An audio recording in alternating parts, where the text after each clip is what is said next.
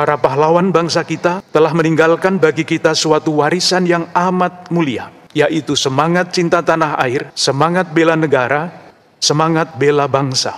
Kita juga harus yakin bahwa para pemimpin bangsa kita bersama seluruh warga bangsa dengan berpegang pada warisan itu akan mampu mengatasi segala macam hal yang merintangi perjalanan bangsa kita menuju cita-cita kemerdekaan.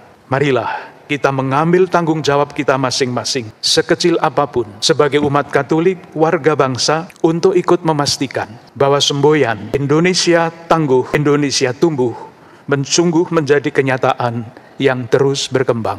Dalam nama Bapa dan Putera dan Roh Kudus, amin. Damai bersamamu dan bersama rohmu.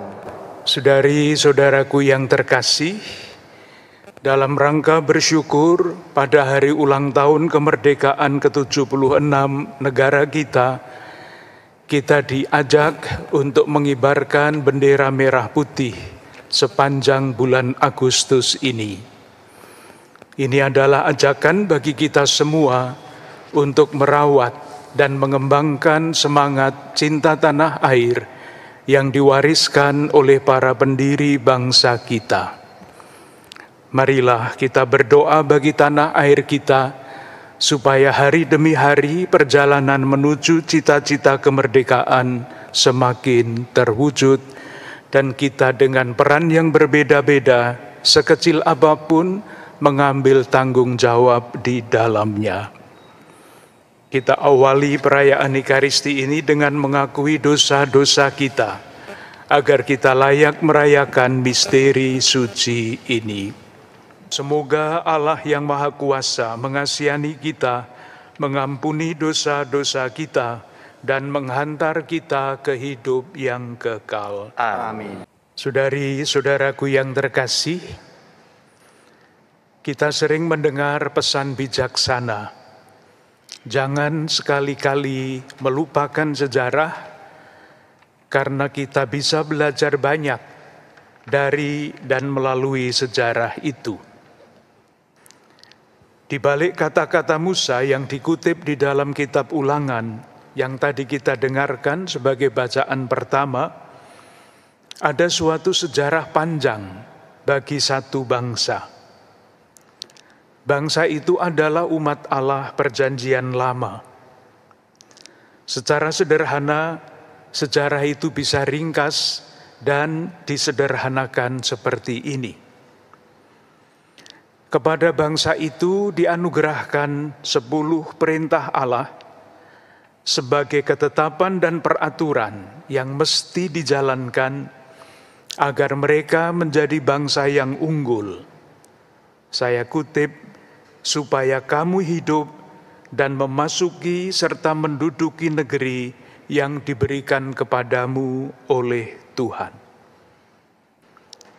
Kepada bangsa ini diberikan perintah, saya kutip, lakukanlah itu dengan setia, sebab itulah yang akan menjadi kebijaksanaanmu dan akal budimu di mata bangsa-bangsa lain yang tidak mempunyai peraturan dan ketetapan seperti itu.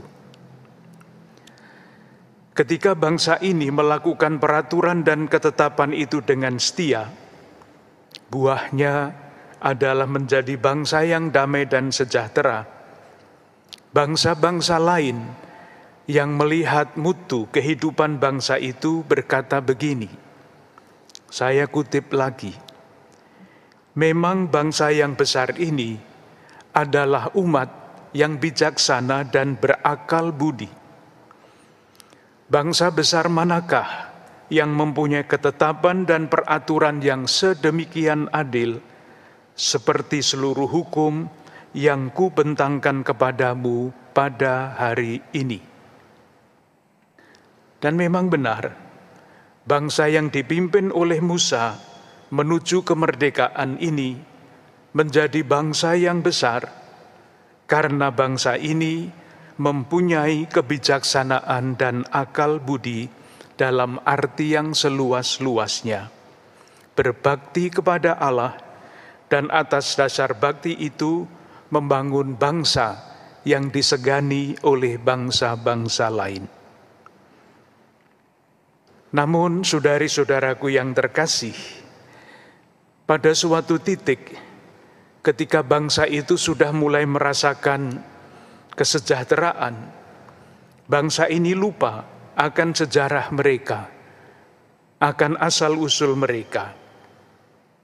Mereka ingin menjadi seperti bangsa-bangsa lain yang tidak mempunyai ketetapan dan peraturan seperti yang mereka miliki, yang dianugerahkan Tuhan kepada mereka melalui Musa. Singkat cerita, akibatnya bangsa ini hancur. Dalam sejarah, peristiwa itu terjadi pada tahun 587 sebelum Masehi. Saudari-saudaraku yang terkasih, pada tanggal 17 Agustus yang lalu, kita merayakan hari ulang tahun ke-76 Proklamasi Kemerdekaan Indonesia. Kita dapat membaca sejarah bangsa kita dengan kacamata sejarah umat Allah Perjanjian Lama yang tadi saya coba ceritakan dan belajar daripadanya.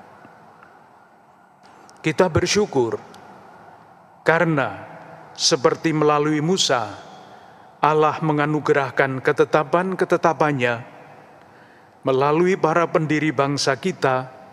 Tuhan telah menganugerahkan kepada bangsa kita ketetapan dan peraturan-peraturan itu, yaitu Pancasila. Dengan berpegang teguh pada Pancasila dan mengamalkannya, kita berharap, bahkan yakin, bahwa bangsa kita dapat bertumbuh ke arah cita-cita kemerdekaan, yaitu menjadi bangsa yang semakin merdeka, semakin bersatu, semakin berdaulat, semakin adil dan makmur. Menjadi bangsa yang, tanda kutip, bijaksana dan berakal budi dalam arti yang seluas-luasnya. Saya menafsirkan keyakinan inilah yang diungkapkan di dalam semboyan syukur kemerdekaan ke-76 bangsa kita, Indonesia tangguh, Indonesia tumbuh. Salah satu indikator bahwa kita bertumbuh menjadi bangsa yang bijaksana dan berakal budi dapat kita baca misalnya di dalam hasil penelitian-penelitian ini. Menurut penelitian suatu lembaga internasional pada tahun 2020 yang lalu, Indonesia menempati urutan pertama dari 146 negara dalam hal kerelaan berbagi. Penelitian lain dari lembaga yang lain menempatkan Indonesia pada nomor 6 di antara 167 negara dalam hal modal sosial. Masih banyak hal baik lain yang dapat diceritakan sepanjang perjalanan Indonesia selama 76 tahun ini. Ada satu hal yang sangat perlu kita perhatikan. Seperti halnya pada suatu titik dalam sejarah mereka, umat Allah Perjanjian Lama mau meninggalkan ketetapan-ketetapan yang membuat mereka hidup sebagai bangsa yang bijaksana dan berakal budi. Sejarah bangsa kita pun mengalami tantangan yang sama. Tetapi kita harus yakin bahwa hal seperti ini tidak akan pernah terjadi dengan bangsa kita. Para pendiri bangsa kita, para pahlawan bangsa kita telah meninggalkan bagi kita suatu warisan yang amat mulia, yaitu semangat cinta tanah air, semangat bela negara, semangat bela bangsa. Kita juga harus yakin bahwa para pemimpin bangsa kita bersama seluruh warga bangsa dengan berpegang pada warisan itu akan mampu mengatasi segala macam hal yang merintangi perjalanan bangsa kita menuju cita-cita kemerdekaan. Marilah kita mengambil tanggung jawab kita masing-masing, sekecil apapun, sebagai umat Katolik, warga bangsa, untuk ikut memastikan bahwa semboyan Indonesia tangguh, Indonesia tumbuh, sungguh menjadi kenyataan yang terus berkembang. Semoga Tuhan memberkati niat-niat baik kita. Dengan harapan ini, marilah kita lanjutkan ibadah kita. Dalam rasa syukur kepada Tuhan, ucapan terima kasih satu sama lain di antara kita, marilah kita akhiri ibadat kita dengan mohon berkat Tuhan. Tuhan bersamamu Dan bersama rohmu. Semoga nama Tuhan dimuliakan. Dari sekarang sampai selama-lamanya. Pertolongan kita dalam nama Tuhan Yang menjadikan langit dan bumi. Semoga kita sekalian, keluarga-keluarga dan komunitas kita, saudari-saudara yang kita doakan secara khusus di dalam perayaan Ekaristi ini, dilimpahi berkat, perlindungan, dan damai sejahtera. Dan semoga persaudaraan kita, pekerjaan kita, dan pelayanan kita diteguhkan oleh Allah yang Maha Kuasa, Bapa dan Putera dan Roh Kudus. Amin.